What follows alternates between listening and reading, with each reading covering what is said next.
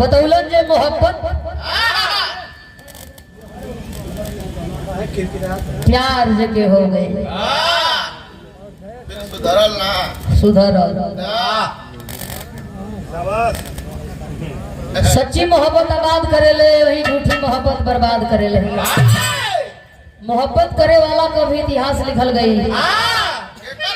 हीरा झा लैला मजनू आसाराम बापू इन्हन का कौन इतिहास है?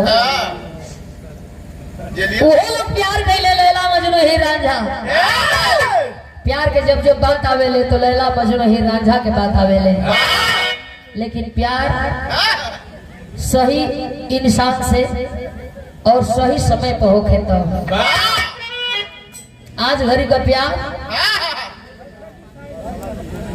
बस बस वो प्यार है। वो गरीब बात तो बस सोशल मीडिया पर देखो कि के करी सके के का कइले बा, के करी सके के कितना दिन रहल बा, के का कहले रहल, के वादा कइले रहल। हां गरम मशीन अब लोड ना ले। 4 लाइन भूमिका लिखल गई कैसे?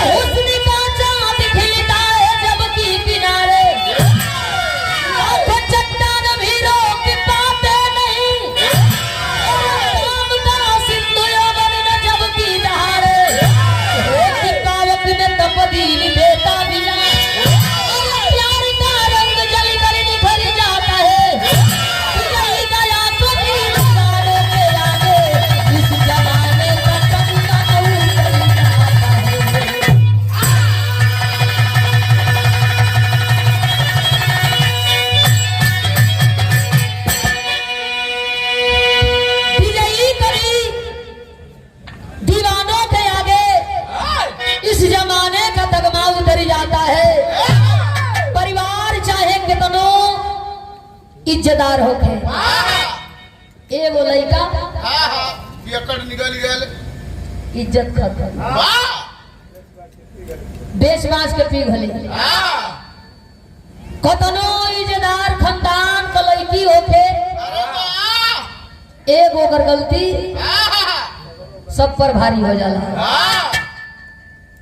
प्यार में जब आदमी जब अनहर होला खाली अनहर ना होला लातो खाला बाद में ना होला। बतइबे कैलन प्यार करे वाला कहाँ कहाँ जात हो, कहाँ कहाँ मरात हो, कहाँ कहाँ कटात हो।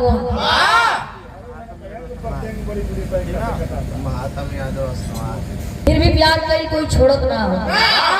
विश्वास में भी धोखा बा, लेकिन विश्वास कई भी लोग ना बंद करत हुआ। भक्ति भजन में भी धोखा बा, लेकिन का भक्ति भजन कोई बंद करता। जरूरी नहीं थे कि एगो बेटा चोर हो गई तो चारों बेटा चोरे हुई हन। वही में एगो लायक बा तो एगो नालायक बा। ए भैया प्यार में पागल एगो आशिक चलल अपने मासूका की खोज में। सोचत बाकी चल के प्यार का इजहार करो, अपन दुल्हन बनाई, सेनूर से मांग भरो और लेके अपने घरे आई। विरहा में एक लाइन गजल के अंदाज है।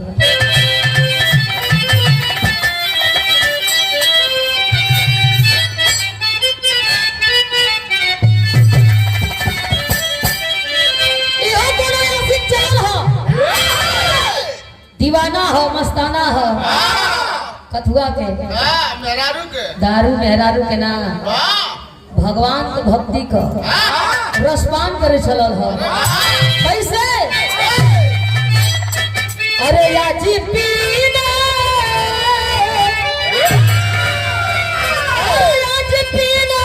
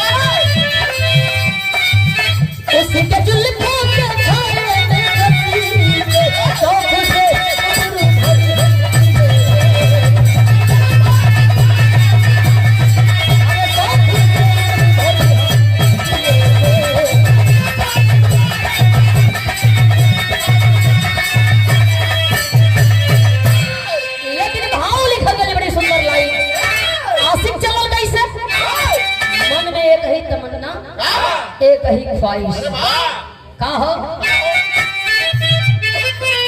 अरे लेके आसा अरे लेके आसा मोतिहा चला है क्या भरेगा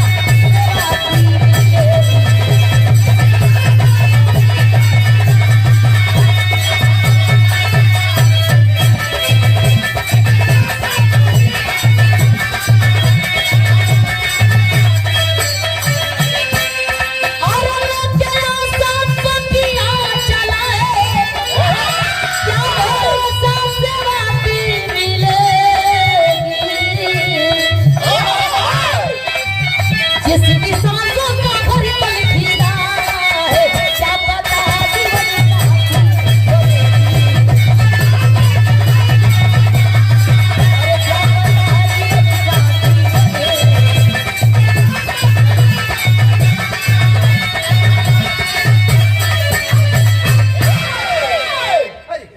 जिसकी सांसों का हर पल फिदा है क्या पता जीवन साथी बनेगी डरो बा लेकिन प्यारो बा प्यार में पागल आशिक चल दिया जवन होई देखल जाई चाहे 36 टुकड़ा होई चाहे 32 टुकड़ा होई प्यार कैले ही कोनो खिलवाड़ ना कैले कहानी कहाँ पर आशिक कहाँ का भाव है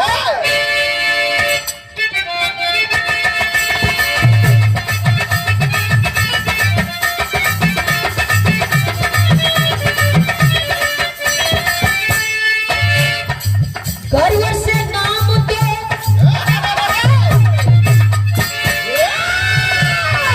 गर्व से नाम दो समाज जिसका लेता है अपने पन्ने में मोहब्बत का नाम देता है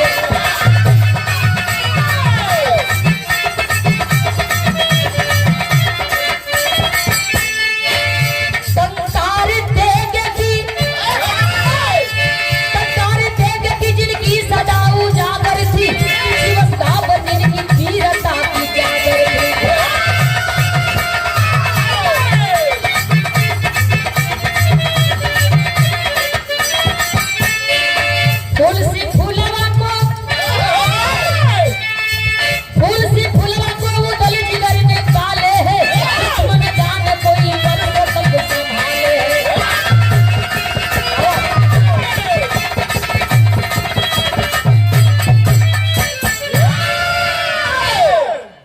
खोज में चलल हो नाम बतावल गई फुलवा लोग कहेला कि फुलवा खाली ओकर नाम फुलवा ना रहल फूल से भी कोमल फुलवा रहल फूल से भी नाजुक और सुंदर फुलवा रहल जेकरे नाम के सुन करके उदल पागल होइला ओके पावे खातिर घोड़ा का व्यापारी बन गइलो आगे आगे उदल पीछे पीछे देभा उनके पीछे सेना चलल है कहाँ चलल हो गीत लगल भैया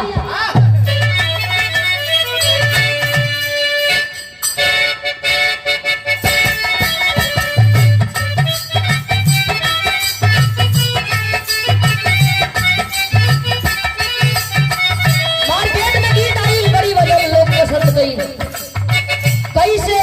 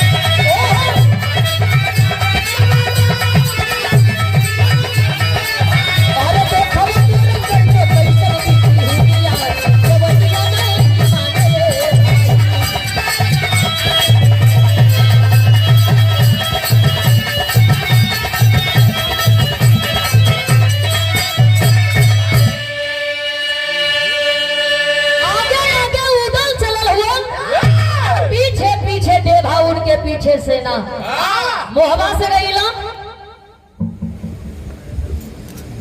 चरण में कोटि कोटि काम सबके बोल की आशीर्वाद के कामना। ए भैया पहुंच गईला उधर कोई मालिन की घरे शाम का बेरा मलिनिया से कहलन जई है रात बिताई सवेर होई हम चल जाई। मालिन के आदेश भइल उदल का डेरा डंडा वही लागल। आपन सब लोग अपने अपने विश्राम कक्ष में विश्राम करत बा। धीरे धीरे धीरे धीरे घड़ी 12 बजौला उदल के चैन नहीं खे बेचैन उदल प्यार में पागल उठ के घूमत हुआ। इनकी आंखी पोंघाई नहीं खे देखला मलिनिया जागत बा सामने ढेबरी जरत बा हाथ में सुई डोरा सामने फूल का डाली फूल में एक एक सुई डाल के खींचत बा। कोई धागा में एक एक फूल पिरोवत बा। गईला उदल जाके वही मालिन के बगल में बैठ के मलिनिया से सवाल कईला पूछे लगल। 12 बजत बा सब लोग सुतल बा आखिर के करी खाती तू परेशान बाड़ू। देखा तानी हाथ में सुई डोरा एक एक फूल निकाल के डलिया से ये धागा में पिरोवा ताड़ू। ई फूल का बाला झाला के बनावा ताड़ू। मलिनिया ताकत बा उदल की ओर हाथ जोड़ला ए साहब खाली तो के राते न बितावे के बाद बकवास मत करा। रात बीती रात गई बात गई तू चल जाइबा तो बतौले कोनो हमके फायदा उदल कलर की सुना हो सके कि कुछ मदद हो जाए चाहे तुम्हार फायदा हो जाओ चाहे हमार फायदा हो जाओ। आखिरी क्या करे खाती फूल का बाला झाला बनावो तड़ू। मलिनिया बतौला ये साहब मोरंगगढ़ का रहे वाली रानी जेकर नाम बतावल जाला फुलवा फूल से भी कोमल फूल से भी सुंदर है। ओकरे बदे फूल का बाला झाला बनाईला सवेर के बेला में रोज ले जाइला पहुंचाईला ओकरे बाद हम फिर घरे आईला। उदम तनी फरके बैठल रहल जब तनी बात सुनलो हो भैया अब घुसुक के ओकरे औरी पजरा चल गई। लगलो मलिनिया के भुलवावे रोज जालू तो कैसे जालू के मजालू का तो के मिलेला मैं हम ताना फुलवा रानी का देले। मलिनिया कहला ते इतना सटले का कौन जरूरी है फरकौआ से पूछबा तो ना बताई का कहला तो बतावा। मलिनिया हाथ जोड़ला कहला ये सरकार रोजी रोज के निक होले 2 पैसा के धंधा होखे चाहे 2000 के होखे हमार रोज का काम बा। अब बस इतने जाने ला कि फुलवा से जवन भी हमके मिलेला हमार पेट पर्दा चल जाला। हंसे लगला उदल कहला सुन अबले तो तोसे हमार बड़ा दूरी रहल लेकिन बुझा था कि कोनो जन्म को तोसे हमार रिश्ता हो तो के हम चिन्ह भई। मलिनिया कहला तो खबरदार जो सट गईला हाल हुए बाकी काकी काकी कहले जा रहरी में लिए ले जा अकेल पौला तो सटो तड़ो। उदल कहला बात ऐसा ना हम चाहता नहीं कि तनी सा तुहार मदद कर देती। मलिनिया कहला कैसा हमार मदद करबा कलर की लियावा आई सुई डोरा हमके देता। फुलवा रानी का हाथ कैसन होई ना होई हम देखले ना आई बाकी तुहार हाथ बड़ी कोमल है हाई सुई धागा तोहरी हाथ में शोभा ना देता। ई लियावा हमें दे दा ई फूल का बाला झाला हम बनावत है तू जाके सुता। ए भैया मलिनिया का तनी ना दिमाग चढ़ दिया उठ के मालिन झनक के फेंक दिया सुई डोरा मरला लाते से फूल का डलिया ले जाए के मालिन सूत गई। घर जाग करके उदल फूल का बाला झाला कमर का करधन पांव का पायल जूड़ा बनौलन गमगौआ गजरा वही डाली में रख दिया। 4 बजे गईलो जाके मलिनिया के जगावत हुआ उठब उठा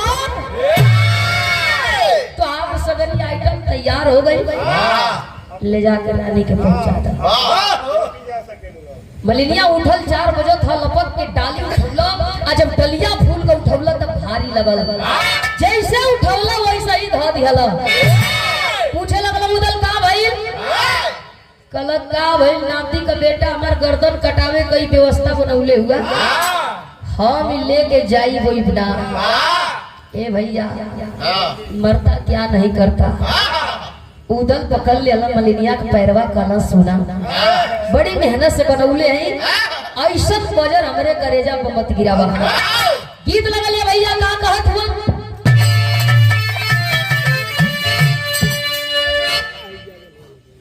राम ललिया को जयराम से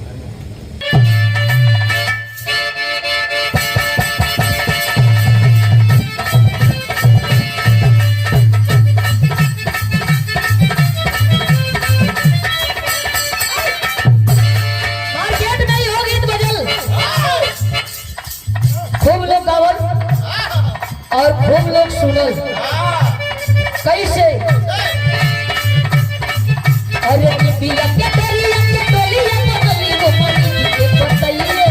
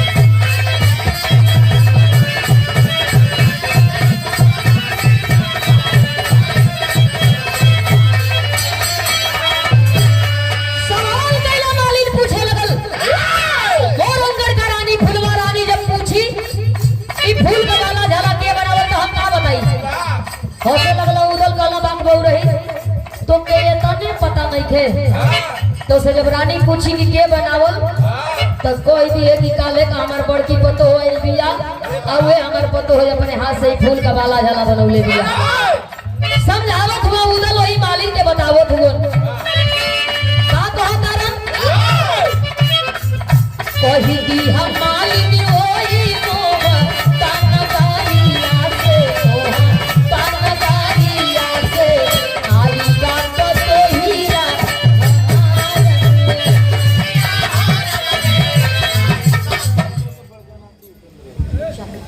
और सब बड़का भैया के चरण में बोलो कि सबके बोलो कि नाम आशीर्वाद से काम ना ये बतिया उदल बतावत हुआ कही दी हम मालिक होई मोह तनगारिया से तनगारिया से आई बात तो हीरा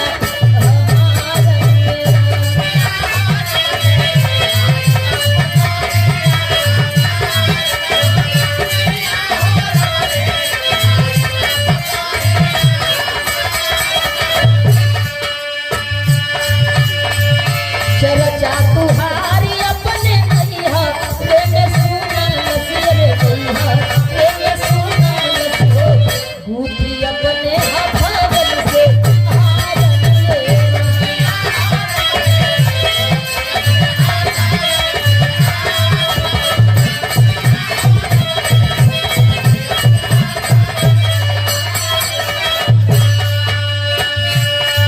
अरे रखिया के मान मालिक कई सयनावत गई कहानिया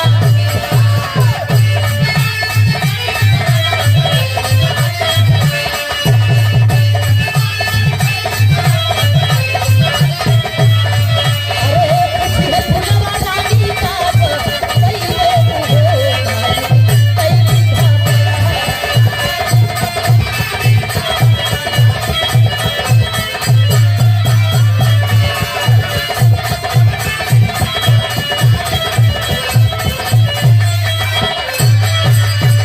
लेकर के मालिन हाथ में डाली पहुंचल मोरंगगढ़ का नगरी में। फुलवा रानी आदेश कैलक दुई गो दासी गईली जाके हाथ का फूल का डाली ले ली। रोज जैसे फुलवा रानी के सजावल बनावल जात फुलवा रानी का एक एक श्रृंगार हो, रच रच के श्रृंगार होके लगल। फूल के डलिया से निकाल के जूड़ा लगावल गई रही कपार पर।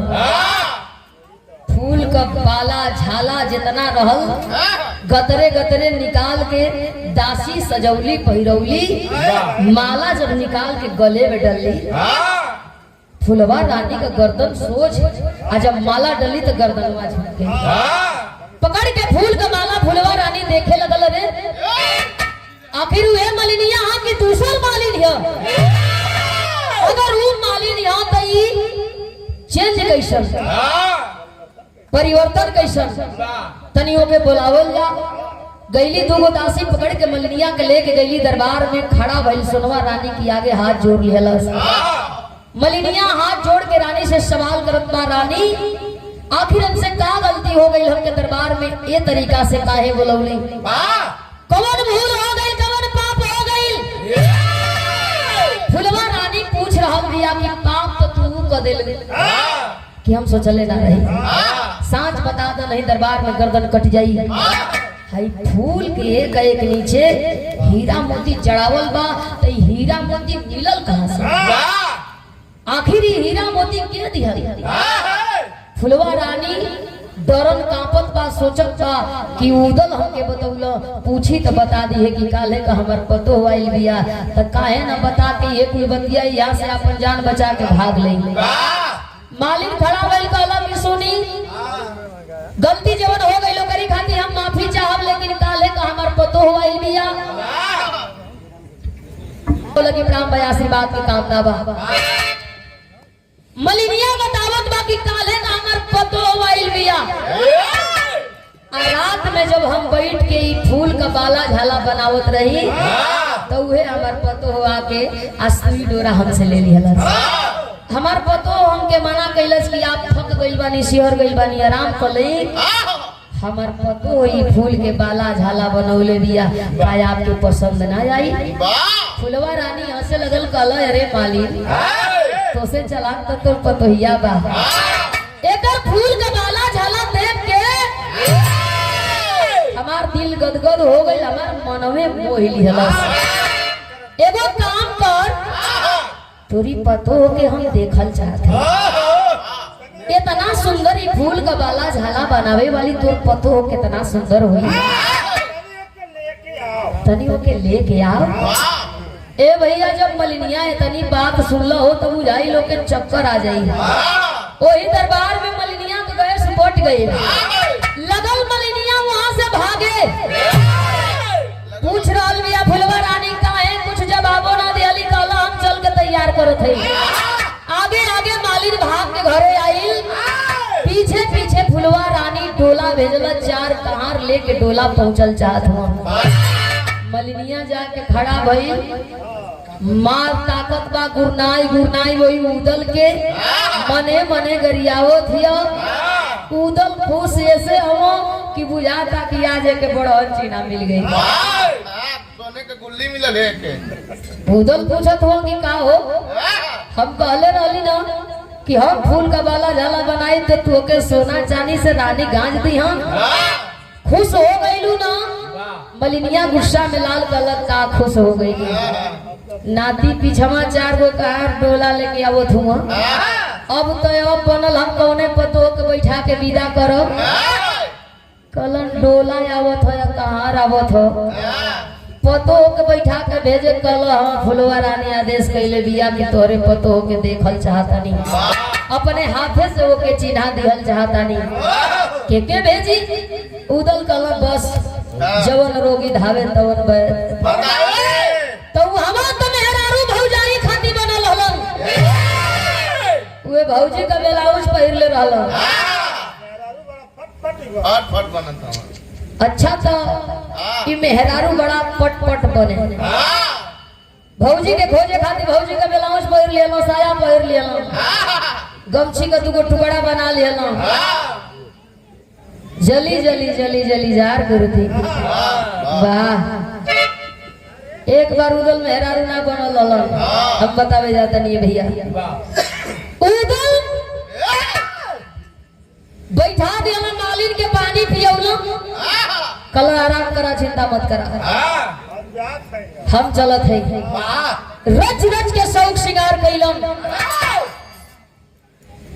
होठ पर लाली, कान में बाली, माथे पर चवन्नी वाली टिकुली, हाथ में मेहंदी, कमर में करधन, आधा आधा किलो का छागल, नौकरी बार कम कौआ गजरा, लहंगा चोली पहिरल, घूंघट दू हाथ मार के बैठ गई। देभा ताकत हुआ का हो मर्दवा ये कौन रोल ले लेला ई का करत हुआ? अब बोले तो तुम मरद पुरहर मरद रहला कि अब तो गढ़ुआ लगत हुआ।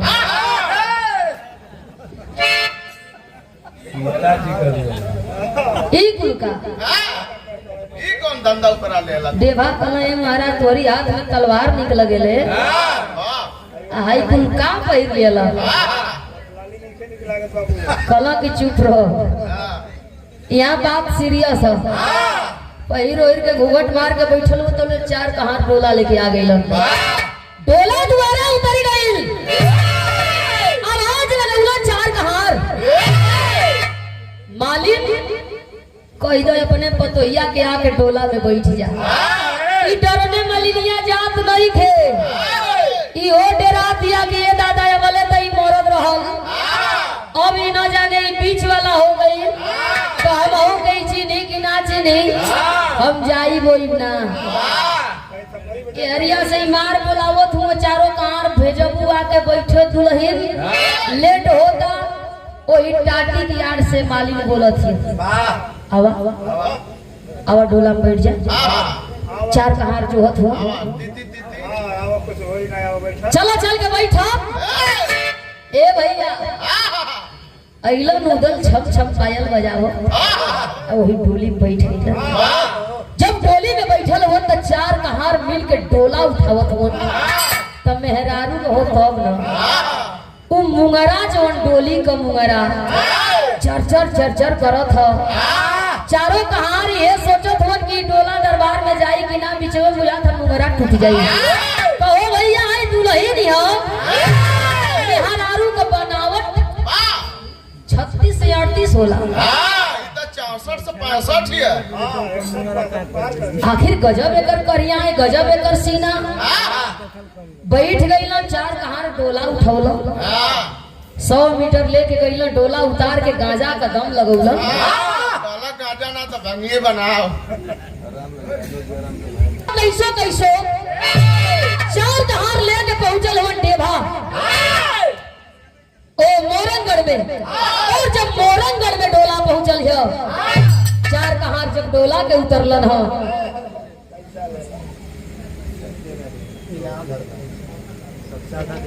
शारदा देवी और सत्यम यादव जी सम्मानित 200 रुपया देकर के सम्मान किया गया आप दोनों लोगों की ओर से। चरणन में सबके बोलगी प्रणाम बा, पूरा परिवार के चरणन में बोलगी आशीर्वाद के कामना बा। डोला उतर गए दरबार में, श्रृंगार कैसन बा?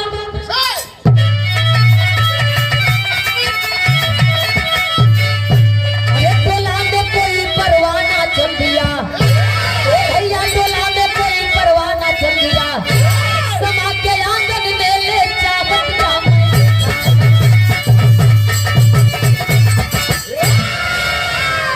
समा के आंगन में ले चाहत का मैं खाना, डोला में कोई परवाना चल दिया।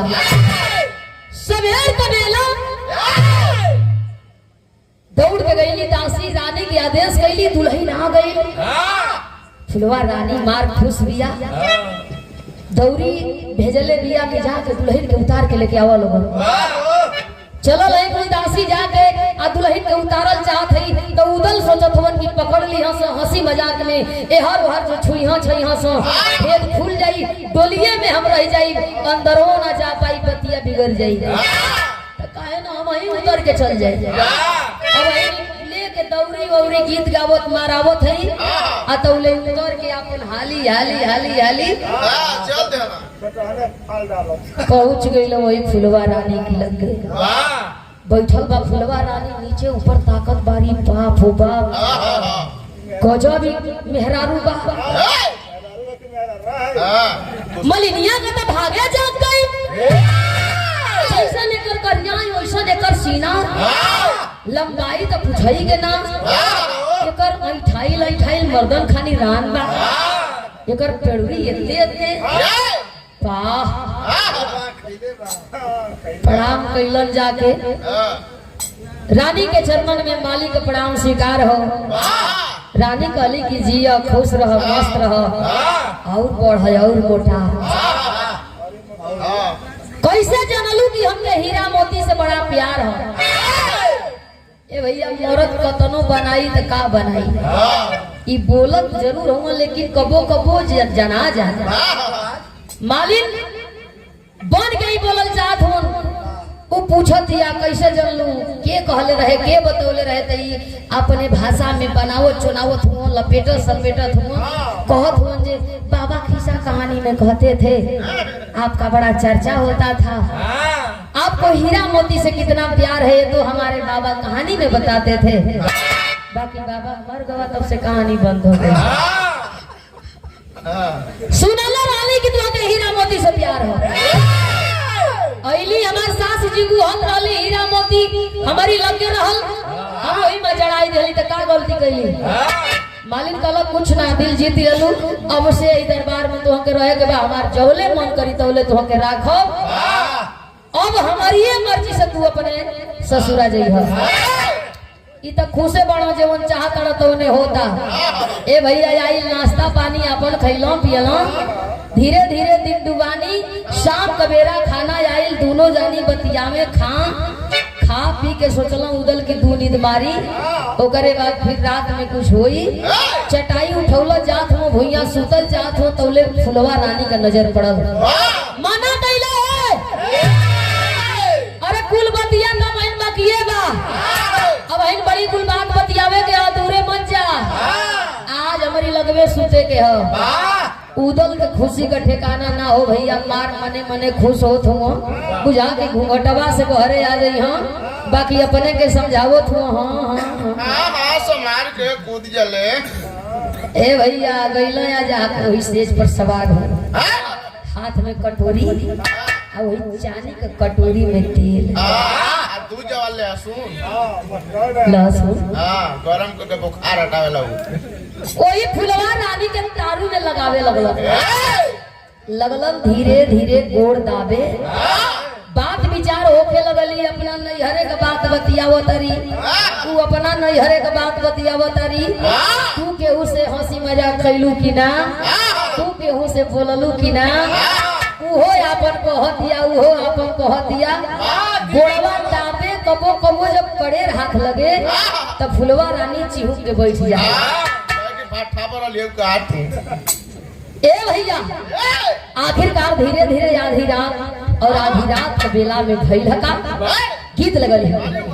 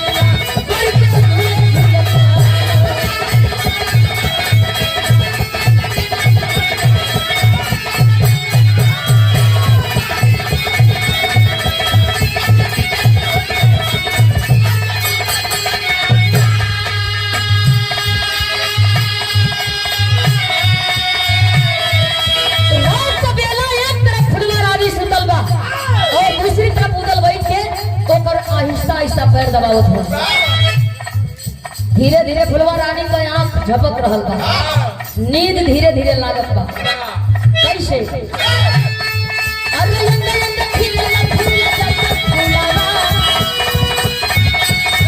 अरे लंगा लंगा खिलला फूला जब फुलावा कैसे आना हो भावा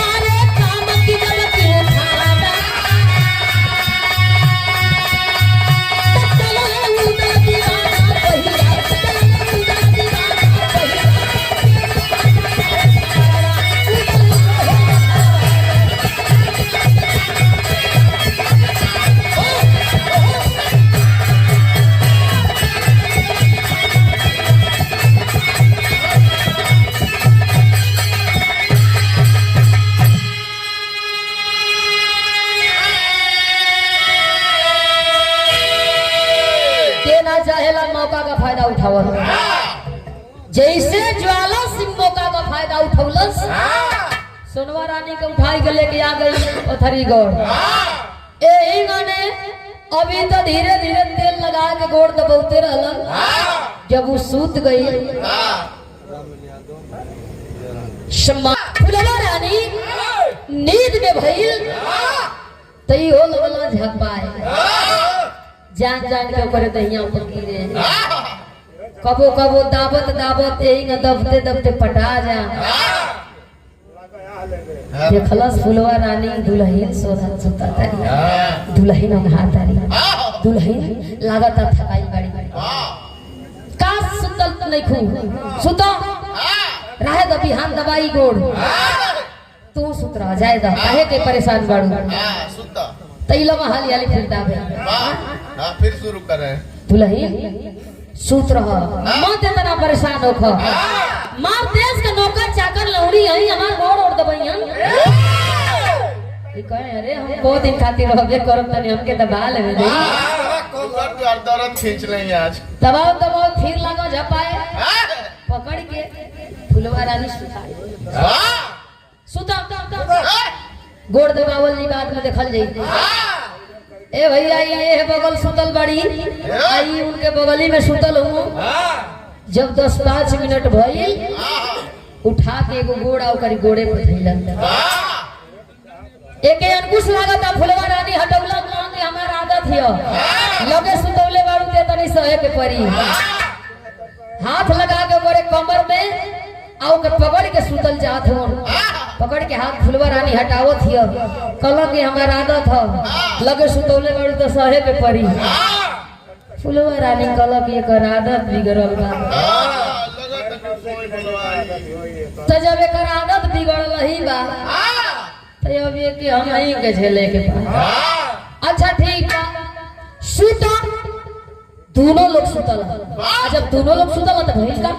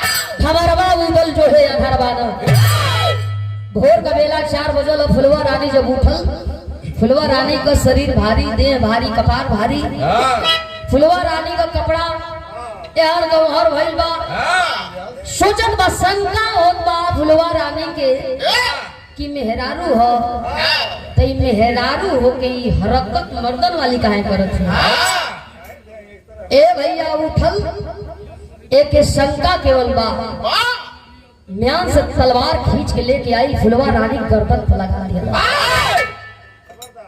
सुतल हूँ अपन सांस लेत हूँ गर्दन पर तलवार लगौला कहला कि अब तो कम से कम उठ के बैठ अब बताओ कि तू के हव इतनी तो हम जान गइल बानी कि तू मेहरारू रात भर सोई बोलो जब उठल हो उधर गर्दन पर तलवार देखला उधर लगला वही फुलवा रानी के ताके कलम बुझा था ना बताई गर्दन काट आज गर्दन हमार काट ली कलम के न बताई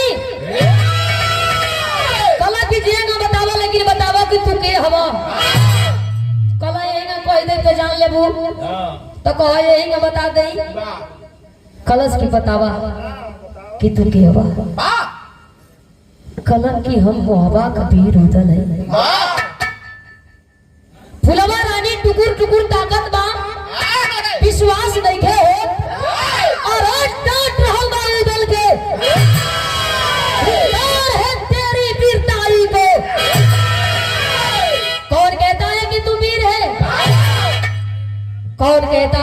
मोहबा का तू वीर है, तू ही उदल है।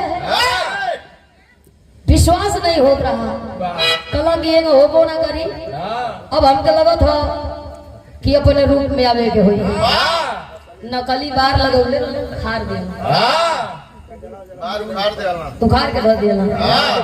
लहंगा गगरा जोन पहले हुआ अपन मार फार फार फेंकत हुआ। ला आई होला अल्लाह बार उखाड़ के फेंक देला।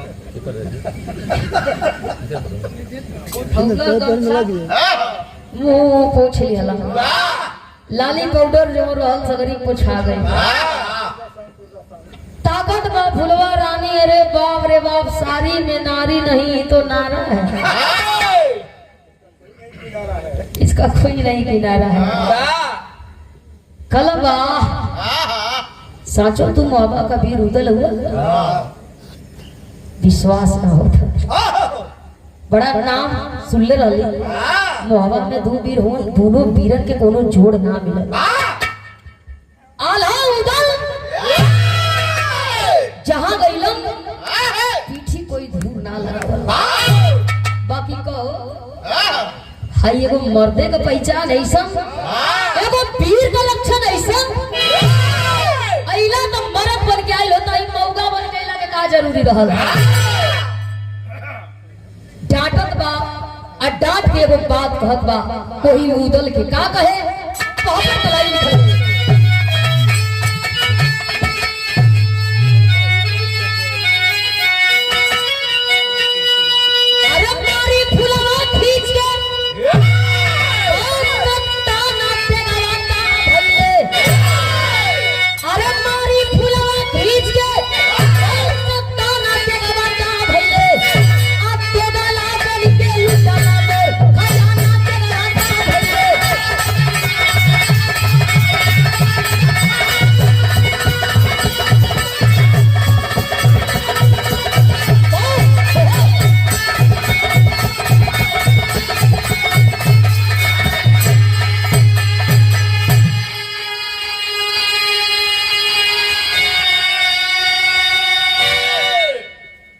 दोगला बन के लुटला मोर खजाना तेगवा का भइले। मरद कहल जाला कि जान जाए पर शान न जाए। आई तू घूंघट काट के आई, हाई साया ब्लाउज पहिर के आई, बड़ लाज न लगल तो शर्मो न लगल, इज्जत त गई। मेहरारू केहू का ना बनब, लेकिन केहू का मर्दो बने ना दे। लगौला तलवार गर्दन पे, कहला कि गर्दन काट ले, आ नहीं अगर जियत रहबा तो यही आजीवन जेल का रोटी खाए के पड़ी, यही मोरंगगढ़ में रहेगा। मेहरारू ना बनब तो मर्दो ना बने दे। ए भैया उदल ताकतवर फुलवा रानी की ओर जाए दे, न तू केहू का मेहरारू बनी, न हम केहू का मर्द।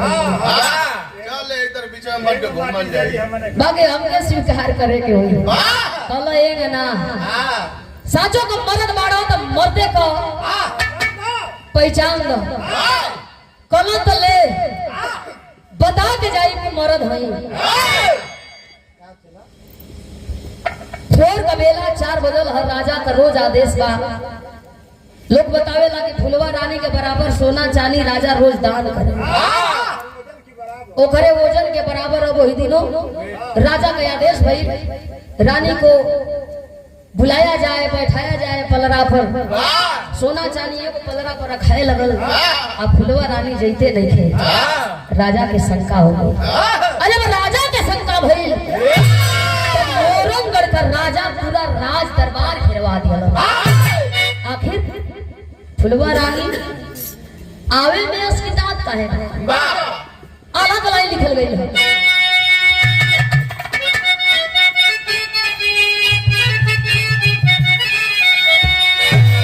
अरे तब फुलवा तब साले वही उदल के करे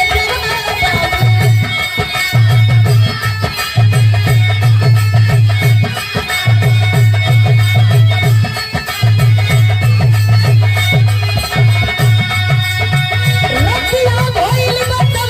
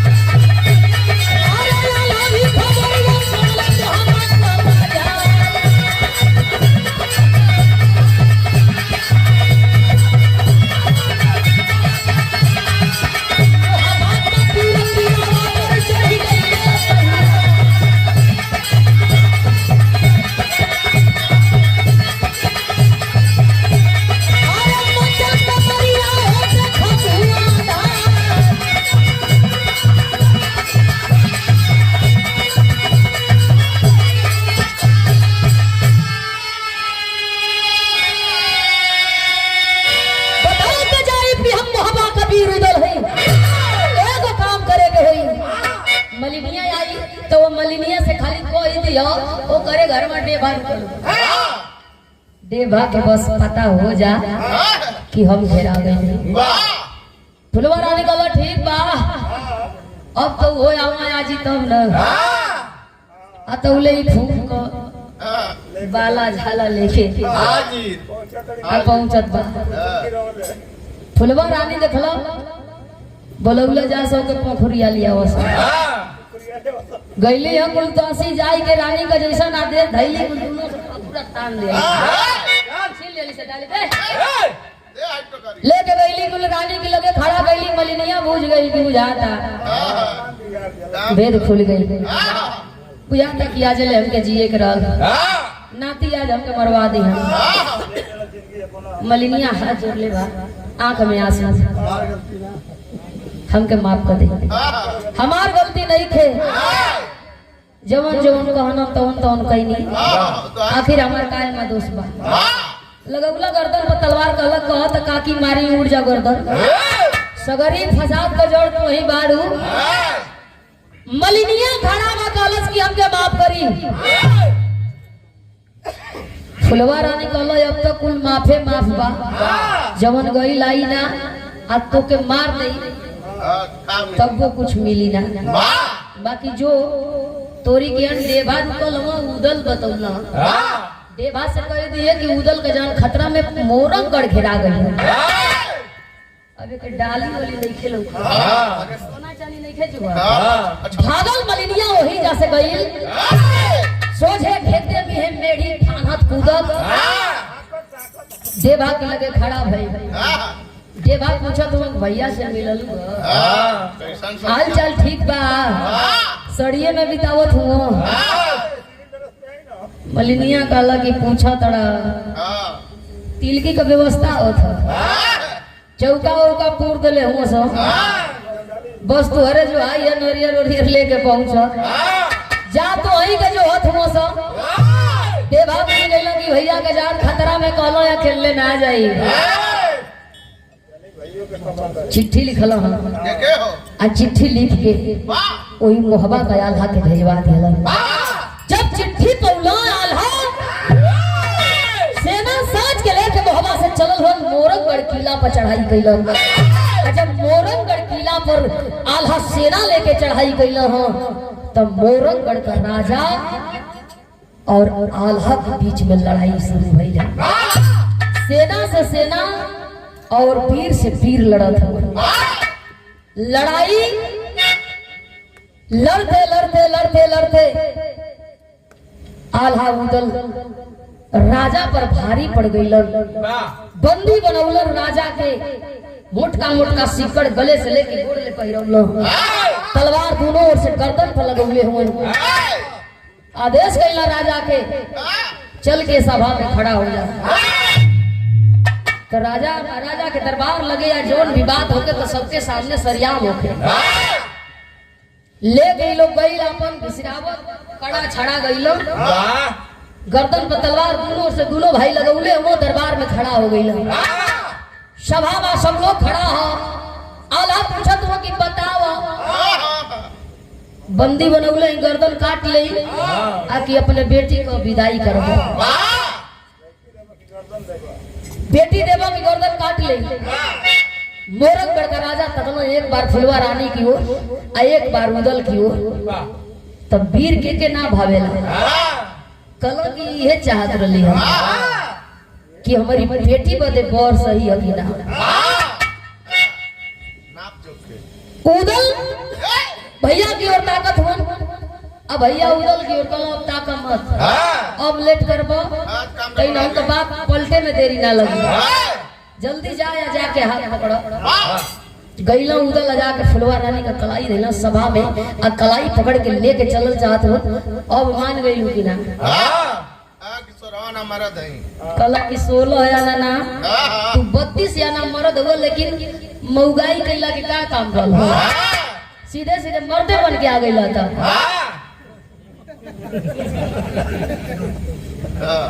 कलन की का खर अब तू जवन खराब तू कह तो हम जाएंगे का तो स्वयं पल दे कब दे तू हरिये खाती सब कुछ कहले भाई कलो तो लेके चल कलाई पकड़ के आगे आगे उदल अब पीछे पीछे आला उनके पीछे सेना चलल है कैसे भैया आखिरी भाव निकल गए अरे बजा पटंटा उदल वीर फना वाला डलवा तक चलली मोहब्बत का नगरिया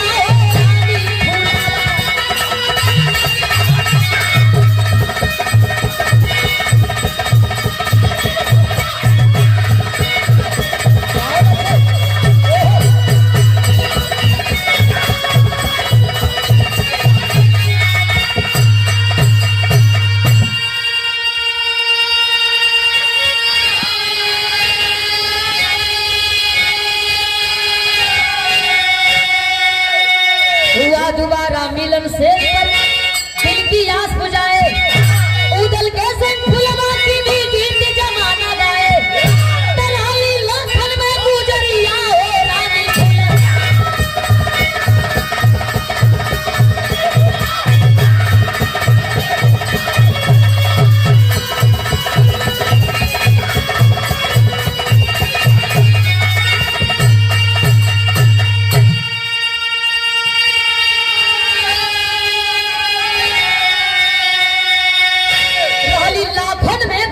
हो रानी फुलवा